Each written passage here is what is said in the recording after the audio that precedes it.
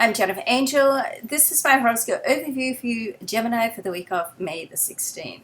Now, there's still quite a bit of placement and activity in your sign before you, the solar 12th house. Now, Mercury in this sign will come out of retrograde this week. At the end of this week. In fact, there's a lot going on right at the end of this week. So leading up to the time, if you need to have like a sensitive discussion or a heart-to-heart discussion with someone, I would do it like in the first half of the week, all right? Because whenever a planet goes in and out of the retrograde, it's going to, and it's called the storm. So, that sort of says it all, doesn't it? It can be quite sort of disruptive. Issues can come up, or mistakes or errors or misunderstandings, mix-ups. So if you can clear the schedule earlier in the week, otherwise leave it till about mid next week. Easier said than done, I know, because life doesn't wait for Mercury to come out of retrograde.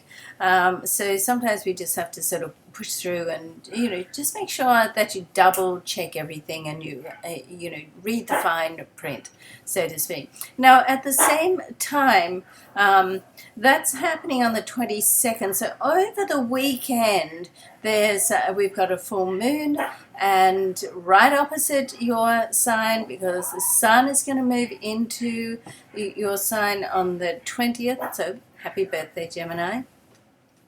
And so the sun's in your sign, the moon right opposite. We've got a full moon. This is right in your solar 7th house, all to do with relationships, connections. At the same time, on the weekend, on the Sunday, the sun is going to be opposite Mars as well. So we've got the sun opposite the moon and Mars. Now, Mars is retrograde, so it does pull back a little bit, but let's not forget there's two sides to Mars. It can be assertive and motivating, or it can be rash and aggressive.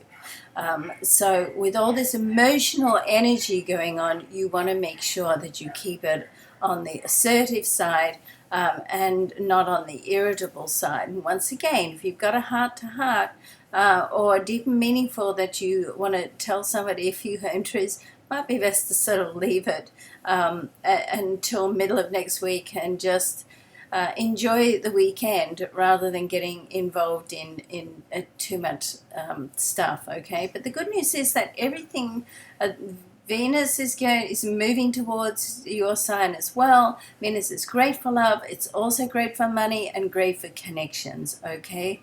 So there's a lot of great stuff sort of happening, and eventually in another few weeks or so, I don't have the exact date in front of me, then Mercury, of course, will head into your sign as well, and Mercury being your ruler, then this is going to be very powerful for you.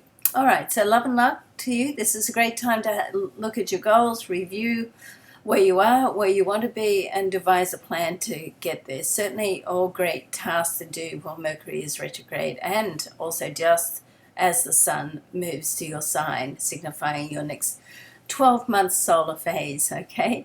Okay, love and luck to you. Thanks so much for watching. Bye for now.